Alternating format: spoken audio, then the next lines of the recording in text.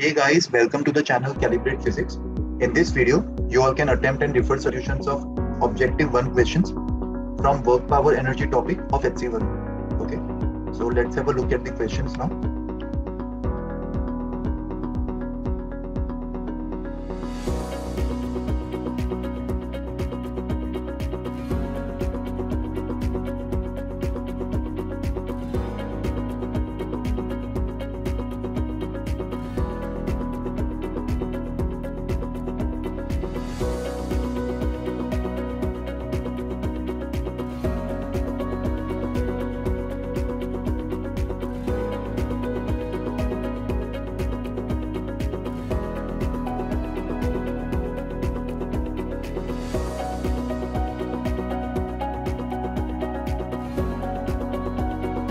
Verify your answers from this answer key.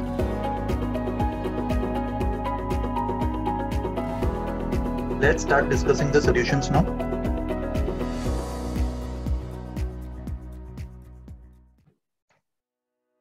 Question number 1. A heavy stone is thrown from a cliff of height h with a speed v.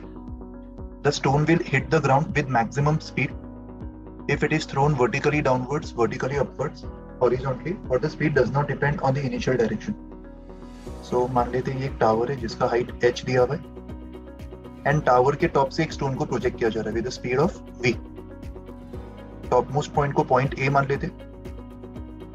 सो ये stone projectile motion perform करेगा and let's say ये ground के ऊपर point b पे hit कर रहा है with some speed let's say vf. Right, so हमें इस vf को मैक्सिमाइज करना है और उसके लिए हमें इनिशियल वेलोसिटी का डायरेक्शन फाइंड करना है. And during the motion of the stone from A to B, stone के ऊपर सिर्फ ग्रेविटेशनल फोर्स लग रहा होगा, राइट, और कोई फोर्स ना तो लग रहा है और ना ही वर्क कर रहा होगा. सो ए टू बी के जर्नी में अपन स्टोन का मैकेनिकल एनर्जी कंजर्व कर सकते हैं. तो अगर अपन ग्राउंड को ही जीरो पोटेंशियल लेवल अज्यूम कर ले, ए पे पोटेंशियल एनर्जी mgh होगा, kinetic energy half mv², B पे potential energy zero and kinetic energy half into m into vf का स्क्वायर. तो जो फाइनल स्पीड हमें मिलेगा पॉइंट बी पे जब वो ग्राउंड को हिट कर रहा होगा, that speed will not depend on this angle of the initial velocity vector, right. तो इनिशियल वेलोसिटी वेक्टर को किसी भी डायरेक्शन में होने दो, फाइनली वो ग्राउंड पे जब हिट करेगा तो उसका स्पीड हर केस में सेम ही रहने वाला. So option D is the most appropriate answer. Okay, two springs A and B, spring constant of A is 2 times the spring constant of B, are stretched by applying forces of equal magnitudes at the four ends. मतलब दोनों springs के दोनों ends पे same magnitude का force apply किया जा रहा है उसको स्ट्रेच करते हुए. If the energy stored in spring A is E, then what is the energy stored in spring B? So देखो यहाँ पे स्प्रिंग A और स्प्रिंग B, इन दोनों में स्प्रिंग फोर्स सेम रहेगा क्योंकि दोनों स्प्रिंग्स के एंड्स को अपन सेम फोर्स से खींच रहे, लेट्स से F. तो दोनों स्प्रिंग्स के अंदर जो इंटरनल स्प्रिंग फोर्स डेवलप होगा टेंसाइल इन नेचर, वो सेम होगा. और स्प्रिंग A का अगर मैं स्प्रिंग कांस्टेंट K मान लूं या फिर स्प्रिंग B का K मान लूं, तो स्प्रिंग A का जो स्प्रिंग कांस्टेंट है वो 2 times K हो जाएगा, राइट. और हमें दोनों के एनर्जीज को कंपेयर करना है. स्प्रिंग A के अंदर जो एनर्जी स्टोर है वो E के इक्वल दिया हुआ है एंड स्प्रिंग B के अंदर जो एनर्जी होगा वो हमें फाइंड करना है. So energy in the spring का फॉर्मूला क्या होता है? Half kx². एंड इस सवाल में दोनों स्प्रिंग्स के अंदर स्प्रिंग फोर्स सेम है, राइट. सो हमें ये एनर्जी स्प्रिंग फोर्स के टर्म्स में एक्सप्रेस करना चाहिए क्योंकि ये दोनों स्प्रिंग्स में सेम होगा. सो हाफ kx² को अपन kx का whole square divided by 2k लिख सकते हैं. So this will be equals to spring force का square divided by 2k, and spring force दोनों में same है. That means we can say that energy is inversely proportional to k. That means energy in spring B upon energy in spring A will be equals to spring constant of A upon spring constant of B. Spring B में energy हमें find करना है. Spring A का energy E दिया हुआ है and spring constant of A is 2k and spring constant of B will be k. तो ये RHS में 2k इक्वल आ जाएगा. That means energy in spring B will be equals to 2 times E, right? So option B is correct. Two equal masses are attached to the two ends of a spring of spring constant K.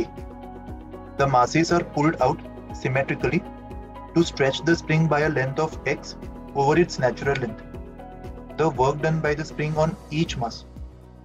So देखो यहाँ पे जो situation है उसमें spring के दोनों ends में equal मास attached है एंड इन दोनों मास को अपन डिस्प्लेस कर रहे हैं जिससे स्प्रिंग के अंदर फाइनल एक्सटेंशन x के इक्वल आ रहा है एंड सिमेट्री से अपन बोल सकते हैं स्प्रिंग ने इन दोनों मासेस के ऊपर इक्वल वर्क किया होगा.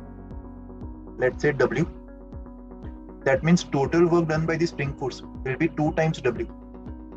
And work done by the spring force को अपन minus of change in potential energy of the spring से equate कर सकते हैं.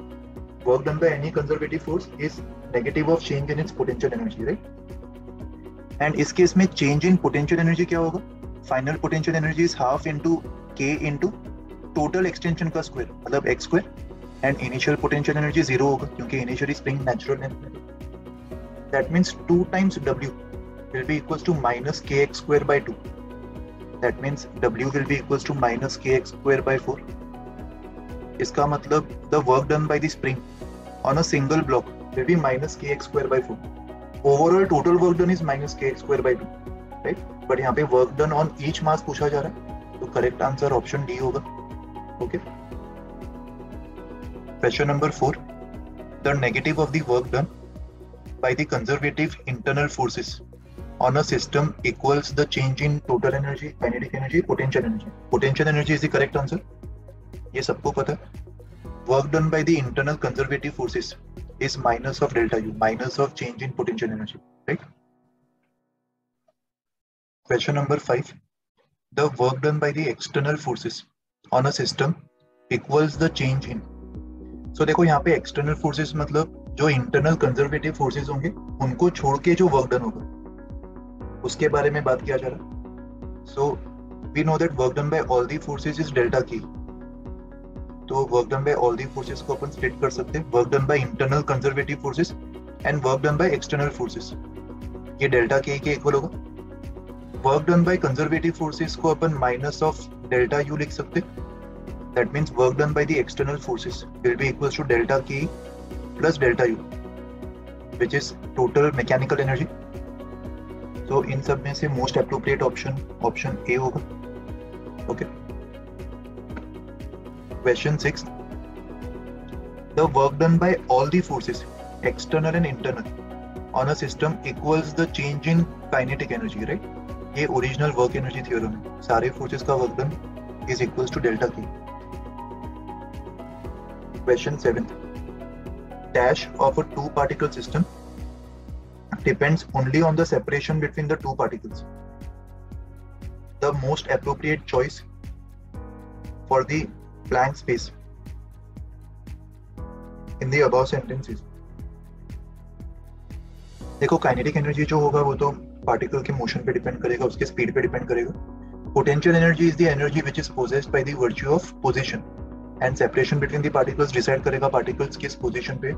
सो मोस्ट एप्रोप्रिएट ऑप्शन सी होगा. Question 8. A small block of mass m is kept on a rough inclined surface of inclination theta fixed in an elevator. The elevator goes up with a uniform velocity of v and the block does not slide on the wedge. So let's say ये rough incline है, इस पे एक m मास का block रखा हुआ है, inclination theta, और ये पूरा सिस्टम एक एलिवेटर के अंदर है जो ऊपर की तरफ v स्पीड से ट्रैवल कर रहा है, कांस्टेंट स्पीड v, मतलब एक्सेलरेशन 0 होगा. दैट मींस ये इनर्शियल फ्रेम ऑफ रेफरेंस है. दैट मींस फ्रिक्शनल फोर्स जो होगा वो वेट के डाउन द इंक्लाइन वाले कंपोनेंट को बैलेंस कर रहा होगा. क्या पूछा जा रहा है? The work done by the force of friction on the block in time t. So time t में ये पूरा का पूरा जो सिस्टम है वो vt अमाउंट से ऊपर चला जाएगा. Displacement in the y direction will be equals to vt and frictional force जो है वो इस तरफ लग रहा है, equals to mg sin theta which is constant. तो वर्क डन बाय फ्रिक्शन को अपन फोर्स डॉट डिस्प्लेसमेंट से निकाल सकते हैं because frictional force is constant. So mg sin theta ये फ्रिक्शनल फोर्स होगा, डिस्प्लेसमेंट Vt के इक्वल होगा, एंड डिस्प्लेसमेंट और फ्रिक्शन इन दोनों के बीच में एंगल कितना है? हॉरिजॉन्टल से एंगल थीटा था, तो ये वाला एंगल 90 माइनस थीटा होगा। सो डॉट प्रोडक्ट में cos ऑफ 90 माइनस थीटा का भी एक टर्म आ जाएगा, right? That means work done will be equal to mg sin square theta into Vt। तो ऑप्शन सी करेक्ट है। Question number 9, a block of mass m slides down a smooth vertical circular track. During the motion, the block is in vertical equilibrium, horizontal equilibrium, radial equilibrium, none of this. So let's say ये एक vertical circular track है और इस पे अगर block slide down कर रहा है, that means vertical और horizontal इन दोनों डायरेक्शन में इसका कुछ तो एक्सेलरेशन होगा। किसी भी इंस्टेंट पे इसका टेंजेंशियल एक्सेलरेशन भी होगा और सेंट्रीपिटल एक्सेलरेशन भी होगा, राइट? तो इनमें से कोई भी इक्विलिब्रियम नहीं होगा, वर्टिकल भी नहीं है, हॉरिजॉन्टल भी नहीं है, एंड रेडियल डायरेक्शन में भी वो इक्विलिब्रियम पे नहीं है, क्योंकि रेडियल डायरेक्शन में भी उसका सेंट्रीपिटल एक्सेलरेशन AC होगा। So option D is correct, right? A particle is rotated in a vertical circle by connecting it to a string of length L and keeping the other end of the string fixed. The minimum speed of the particle when the string is horizontal, for which the particle will complete the circle. So जब string horizontal होगा उस समय particle का minimum speed क्या होना चाहिए? For which the particle will just complete the circle. Circle को just complete करने के लिए टॉप मोस्ट पॉइंट पे उसका जो स्पीड है, बेसिकली अपन अज्यूम करेंगे टॉप मोस्ट पॉइंट पे टेंशन जस्ट 0 हो गया होगा अगर ये जस्ट सर्कल को कंप्लीट कर रहा है तो। सो टॉप मोस्ट पॉइंट पे इसका स्पीड Vt मान लेते, V top, and top most point पे इस पे सिर्फ mg लग रहा होगा, एंड इसका जो सेंट्रीपिटल एक्सेलरेशन है वो Vt स्क्वायर बाय L होगा। That means mg is equals to mass into acceleration. तो इसको सिंप्लीफाई करने पर टॉप मोस्ट पॉइंट पे जो स्पीड होगा वो अंडर रूट ऑफ GL के इक्वल आ जाएगा, राइट? सो यहाँ पे अपन A से B तक conservation of mechanical energy apply कर सकते हैं। टेंशन फोर्स कुछ भी वर्क नहीं करेगा, that means A to B के जर्नी पे इस बॉब के ऊपर सिर्फ ग्रेविटेशनल फोर्स वर्क कर रहा होगा। सो लेट्स से A को मैं 0 पोटेंशियल लेवल अज्यूम कर रहा हूँ। So potential energy at A plus kinetic energy at A is half into m into v mean का स्क्वायर, जो हमें फाइंड करना है, equals to potential energy at B mgl plus kinetic energy at B which is half into m into vb square which is gl। तो पूरे equation में से m cancel कर दो और पूरे इक्वेशन को 2 से मल्टीप्लाई कर दो। सो v min का square will be equals to 2gl plus gl which is 3gl. So the required minimum speed at the horizontal position will be under root of 3gl, right? So option C is correct. So guys, this completes our discussion of all the questions from this video. Keep up the hard work and continue solving many such questions from other videos of this channel as well. You all can also subscribe to the channel Calibrate Physics and click on the bell icon to get regular updates of many such videos in the future. So guys, thank you for watching this video and do take very good care of yourselves.